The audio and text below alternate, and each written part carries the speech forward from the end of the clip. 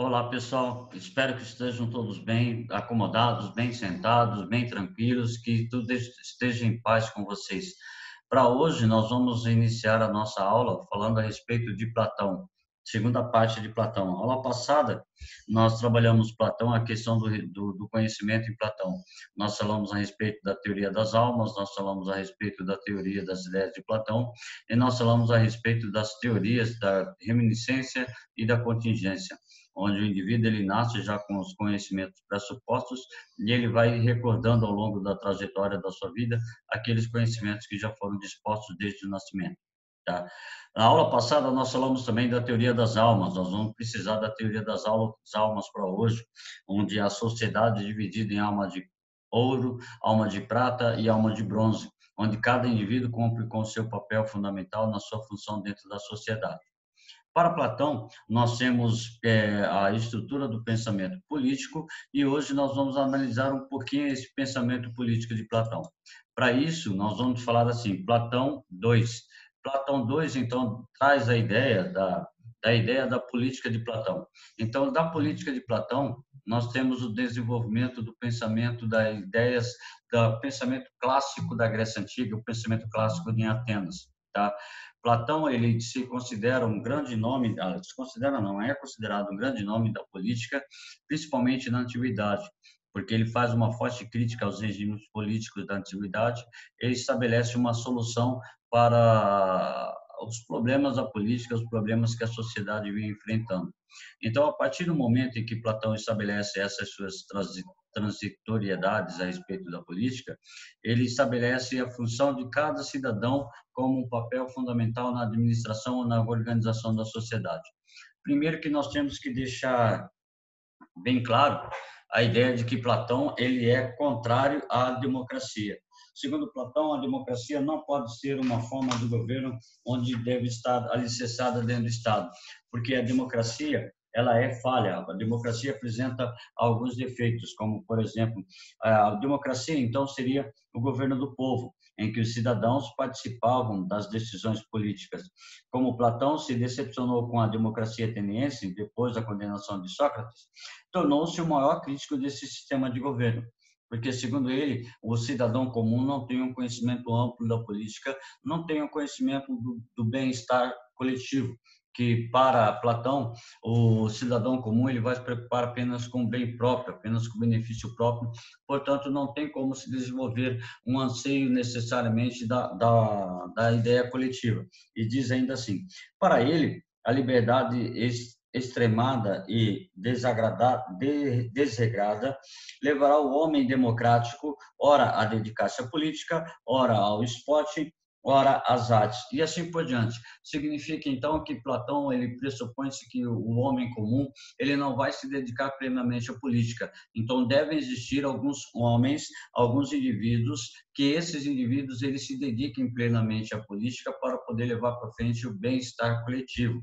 Que esses homens eles identificam o bem-estar coletivo através da prática da justiça dentro do Estado alicerçado por Platão. Então, se Platão é contrário à democracia, ele propõe algumas formas de degeneração dos governos, segundo Platão. Salvo exceção, a monarquia, que seria para ele uma melhor forma de governo, ou a aristocracia, as outras formas são formas deturpadas, ou seja, degeneradas de administração política, como, por exemplo, a timocracia, espelhada no modelo espartano, tá? Inspirada no modelo da cidade de Esparta, voltada principalmente para a formação do cidadão guerreiro, que cultiva a virtude da coragem, anseio da honra e glória.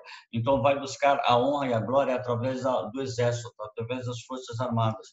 O governo democrático possui traços importantes como o respeito à autoridade, o cuidado com a virtude guerreira, por meio da ginástica e da abstenção de todas as atividades coletivas por parte da classe dominante. Então, a classe dominante ficaria exclusivamente voltada para a estrutura do governo. E ainda diz assim, que o que abala a democracia é a avareza, tá? Incitado em alguns indivíduos a fingirem se preocupar-se com o bem comum, quando, na verdade, apenas guardam luxo de forma privada. Ou seja, além disso, tá? A ausência de uma formação pela música também não contribui com a harmonia da alma. Ou seja, o governo democrático ele seria uma falsa ideia de administração pública ou de estrutura política. Da mesma forma, com a qual ele estabelece a crítica à chamada oligarquia. Tá? A oligarquia é uma forma de governo em que as pessoas com grande número de riquezas, há pessoas com grande número de riquezas, porém outras completamente na miséria. A separação entre ricos e pobres facilita a prática dos crimes, como o roubo, pois a ânsia por riqueza pode recorrer a alguns delitos. Na oligarquia, o vício induzido pelas más ações é a cobiça. Sem harmonia na alma, a parte apetitiva não será controlada, ou seja, os cidadãos, os indivíduos, eles vão partir para a prática do crime, portanto, eles não têm condições de estabelecer um governo adequado. E a ideia da democracia, como nós já falamos, tá? Ela é deturpada porque ela não estabelece uma participação realmente plena dos indivíduos. E os indivíduos, um cidadão comum, não sabe realmente o que é o bem-estar coletivo, não sabe buscar o bem-estar coletivo, vai buscar apenas o bem-estar social do próprio grupo, da própria ideia ou de si próprio. Então, portanto, não cabe a ele a governar a sociedade. E, por último, segundo Platão, nós temos a ideia da tirania, tá? A tirania é decorrente da democracia, pois, para Platão, em algum momento o povo colocará no poder um representante seu. Ah, correto, é a democracia, então eu vou colocar um representante meu no poder, que, por ser despreparado em relação às virtudes, fingirá governar para o povo, quando, na verdade, pensa apenas em si próprio. Então, aí está o risco. A ideia de que o tirano ele vai governar para o povo, mas, na verdade, ele acaba governando para si e por si próprio. Tá? Quando, na verdade, ele pensa em si próprio. Com o tempo, virá a resistência contra ele. Que então se verá forçado a recorrer ao uso da violência, dando início a um governo tirano. Então, por isso, necessariamente, a ideia fundamentada do tirano é governar em benefício próprio, que, na verdade, o tirano deve ou foi colocado no poder por meio de uma ação democrática. O tirano nasce dos apetites contrários à lei, que não são dominados pela parte racional da alma. Ou seja, o tirano ele acaba surgindo naturalmente dentro da sociedade, mas ele chegou ao poder por meio da democracia. Então, dizendo que as degenerações dessas formas de governo, tanto a tirania, quanto a oligarquia, quanto a democracia e também a tirania, nós temos a ideia de que o homem ele passa a estrutura do poder da manipulação política. Então, para Platão, ele apresenta uma solução, já que as formas de governo são degeneradas, ou seja, são degradadas, ou seja, são ruins, tá? Ele estabelece uma solução. Para Platão, a solução é a chamada sofocracia. Por favor, gravem bem essa palavra. Sofocracia. Cracia ou kratos significa poder, sofos, sabedoria ou conhecimento. Então, ele propõe o governo dos mais sábios, o governo daqueles que têm maior conhecimento, o governo daqueles que têm maior preparo intelectual dentro da sociedade. E isso, para ele, seria o Estado aristocrático. A aristocracia do conhecimento, que é diferente da aristocracia da riqueza. A aristocracia da riqueza são aqueles que têm maiores condições econômicas. O Estado aristocrático de Platão é aquele que tem maior conhecimento, maior capacidade ou maior aptidão de sabedoria para poder conduzir a sociedade. É aquele que conhece melhor a cidade, aquele que conhece melhor o Estado, aquele que tem maior ou melhor e maior conhecimento da vida e da natureza humana. Por isso, ele despreza a ideia da aristocracia da riqueza. Segundo ele, os ricos iriam se preocupar somente em manter e aumentar a sua riqueza, embora a ideia de defesa do povo ficaria de lado. Tá? Então, o Estado aristocrático de Platão é igual à aristocracia dos mais sábios, ou seja, a sofocracia, diferente da aristocracia da riqueza. Então, gravem bem, para Platão, o Estado, a sociedade ideal é onde houvesse o governo dos mais sábios. Nesse caso, a ideia do governo dos mais sábios, então, a ideia do governo do filósofo, ou o rei deveria tornar-se filósofo, ou o filósofo tornar-se rei, para uma boa administração dentro da sociedade. Então, aqui, o Estado, para ser governado, os filósofos devem se tornar reis ou os reis se tornarem filósofos. Então, a ideia dele é bem clara, bem sucinta. Traduzindo, o filósofo tem maior conhecimento da vida e da natureza do homem, então, como eles têm o maior conhecimento da vida e da natureza do homem, eles devem governar a cidade para manter uma estrutura de igualdade dentro da sociedade. Mesmo assim, a ideia política de Platão, ela é pressuposta dentro do chamado Estado ideal. Portanto, para Platão, o governo dos estados devem ser administrados pelos reis filósofos, como nós acabamos de falar, tá? Os filósofos tornarem rei ou os reis tornarem-se filósofos. Portanto, todavia, aliás, pois para governar significa libertar os povos das correntes da ignorância, ou seja, libertar os indivíduos da falta de conhecimento da política. Portanto, todavia, o estado ideal, isto é, o estado onde existe uma perfeita harmonia entre as almas e o que compõe, é uma utopia. Ele reconhece que o estado ideal é realmente utopia, mas é reconhecido até mesmo por Platão na sua obra Leis, onde é colocado somente que a educação, tá? Para Platão, somente a educação pode libertar os povos dos líderes injustos.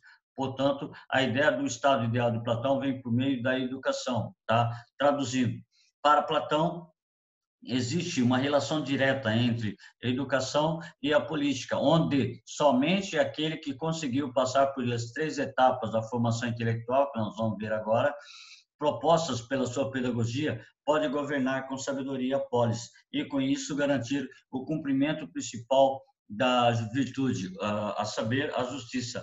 A principal virtude dentro da sociedade, segundo para Platão, é a justiça. E a justiça viria através da educação. Então, a educação possibilita exercer uma justa política. Então, dentro da ideia do Estado ideal, segundo Platão, o Estado ideal é uma utopia, não é uma realidade, não é um acontecimento que realmente possa existir dentro da sociedade. Mas, por meio da educação, eu poderia conduzir a sociedade a uma ideia chamada de Estado ideal. Assim sendo, nós temos assim, tá? As 3, como nós falamos aqui, tá? A formação das 3 etapas do indivíduo. O indivíduo ele possui 3 tipos de alma, tá? A alma racional, a alma irascível e a alma concupiscível. A virtude da alma racional é a sabedoria, só que nem todos estão aptos à estrutura da sabedoria, porque alguns possuem a alma de prata e alguns possuem a alma de bronze. A alma de ouro é a alma racional, onde ele já teria alcançado um certo nível de conhecimento, um certo nível de aptidão intelectual, e a alma irascível, que seria aquele indivíduo cujas principais virtudes são a coragem e a fortaleza, e a alma concupiscível, onde a maior virtude seria o domínio de si ou a temperança, tá? Só que eles possuem vícios, possuem degradações, possuem estruturas assim incongruentes, ou seja, tá? Para os vícios desses indivíduos, a alma racional, o principal vício é o orgulho e a preguiça. Para aquele que possui a alma irascível, tá? Chamada a raiva ou a inveja, ou para aqueles da alma concupiscível ou concupiscente, luxúria, orgulho e a ganância. Traduzindo, nessa ideia, Platão apresenta a chamada sociedade ideal, ou as classes dentro da Calipolis, tá? Gravem aí, Calipolis vai significar cidade ideal ou estado ideal para Platão, tá? A cidade ideal para Platão é aquela onde cada um mantém a sua função, cada um estabelece a sua função dentro de cada ordem, dentro de cada classe a qual ele pertence. Ou eu pertenço à classe, à alma de bronze, sou um trabalhador, minha maior virtude é a temperança, o domínio de si. Ou eu sou da alma de prata, eu sou guerreiro, a maior virtude é a coragem, eu me mantenho nesse grupo. Ou eu sou um magistrado que possui a alma de ouro, maior virtude é a sabedoria, tá? Então, isso para Platão pressupõe a estrutura de uma sociedade ideal. Traduzindo, o estado ideal dentro da Calipólis ou da cidade bela, do estado ideal de Platão, cada um exerceria uma função conforme a sua idade, conforme o período a qual ele vive, mas nem todos se enquadrariam nisso. Tá? Eu tenho aqueles que assumiriam o papel da educação, o Estado assumiria o papel da educação. Então, o papel da educação, até os 20 anos de idade, todos teriam a mesma educação. Tá? Até os 20 anos. Pós 20 anos de idade, passariam a ter educações diferenciadas. Tá? Até os 20 anos, deveriam dedicar-se à subsistência da sociedade. Pós os 20 anos, ou seja, a partir dos 30 anos, dedicação na defesa da sociedade, ou seja, servir o exército. Acima de 50 anos, os anciãos se dedicariam ao governo da sociedade. Então, nós temos bem claramente, tá? Aqueles que mantêm, aqueles que defendem e aqueles que governam a sociedade. Traduzindo, aqueles que têm alma racional ou aqueles que têm mais de 50 anos ou aqueles que vivem, tá, com o maior conhecimento da vida e da natureza do homem, são os governantes, aqueles que governam, aqueles que instituem um mandato político dentro da sociedade.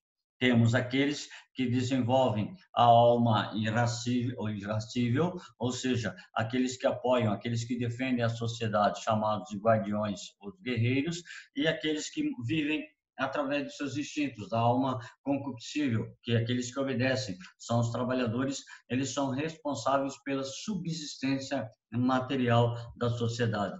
Traduzindo, tá? Aqueles que têm a alma racional, aqueles que já são magistrados, aqueles que têm a maior virtude, que é a prudência, ou os governantes que desenvolvem a estrutura da sabedoria, tá? Ou aqueles que têm a alma irascível ou a alma de prata, que a maior virtude é a fortaleza, são os guardiães, os guerreiros, e aqueles que possuem a alma concupiscente ou a alma apetitiva, cuja maior virtude seria o domínio de si ou a temperança, como os artesãos, comerciantes e todos os membros da sociedade que mantêm a estrutura dentro da subsistência material da sociedade.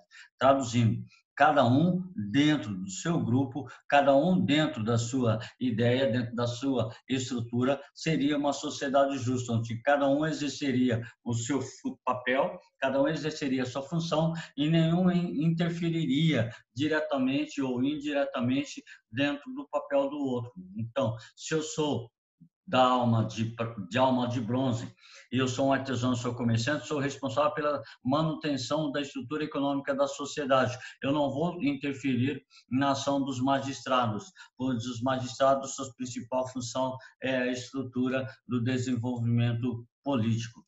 Traduzindo, tá? A sofocracia, tá? A educação pensada por Platão. Até os 20 anos, da alma de bronze, a responsabilidade é a subsistência ou desenvolvimento da agricultura, artesanato, comércio. A partir dos 30 anos, eu desenvolvo a alma de prata. A alma de prata é a defesa da sociedade, defesa da cidade.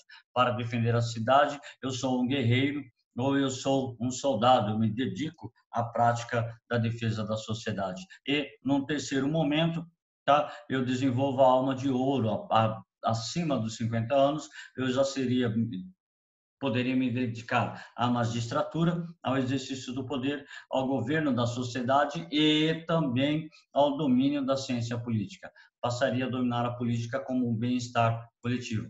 Tá? E ainda, para Platão, nós temos a ideia de que se você não participa de todas as esferas da sociedade, se você não participa dentro do seu grupo, dentro da sua classe pré-definida, tá? O preço a pagar pela tua não participação política é seres governados por quem é inferior. E quem é inferior, muitas vezes, governa acima daquele que tem maiores condições políticas, maiores condições econômicas, tá?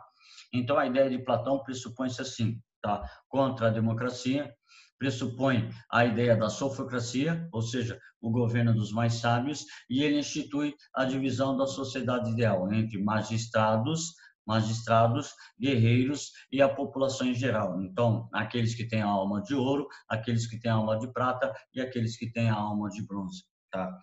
Falado isso, nós temos que abordar agora o mito da caverna no pressuposto da política de Platão. Tá? O mito da caverna é uma alegoria criada por Platão para determinar a estrutura política, para determinar a ideia da sua estrutura política. Tá? Narrando, imaginemos que no interior de uma caverna, tá, desde o nascimento, alguns homens foram acorrentados. Na entrada da caverna existe uma parede que impede que eles vejam o que passa fora da caverna, tá? Na entrada da caverna, uma fogueira que projeta imagens no fundo da caverna, no interior da caverna, na parede da caverna. E para esses homens que foram acorrentados, para eles a realidade só é aquela que está no interior projetado pelas luzes da fogueira. Então, para eles, a realidade não está fora da caverna, a realidade está dentro da caverna, porque eles não conhecem a realidade fora da caverna. Eles estão manipulados, eles estão alienados ao interior da caverna. Então, tudo aquilo que eles têm como verdade são as sombras que passam no interior da caverna. Só que Platão, ele fala assim, um desses prisioneiros, ele conseguiu se libertar e saiu da caverna e percebeu que fora da caverna havia uma outra realidade, um outro mundo, uma outra possibilidade de conhecimento. E ele se libertou. E a função dele, que se libertou, seria voltar para o interior da caverna e libertar aqueles que estão nas trevas da ignorância. Portanto, para Platão, esse indivíduo que conseguiu se libertar, ele é o chamado filósofo, ou o chamado filósofo rei, porque ele conhece a realidade fora da caverna, ele conhece a realidade do homem, ele conhece todos os pressupostos políticos. Então, cabe a esse indivíduo voltar para o interior da caverna e libertar aqueles que continuam acorrentados. Então, a função deste indivíduo que se libertou seria governar esses indivíduos e transitar, retirá-los das trevas da ignorância, permitindo que eles conhecessem a realidade no mundo externo. Tá? Então, o filósofo encontra o modelo político. Tá? A caverna escura é o nosso mundo. E os escravos acorrentados são os homens. As correntes são as paixões e a ignorância. Tá? A imagem ao fundo da caverna são as percepções sensoriais, aquilo que eu tenho através dos meus sentidos. A libertação do escravo é a ação libertadora da filosofia.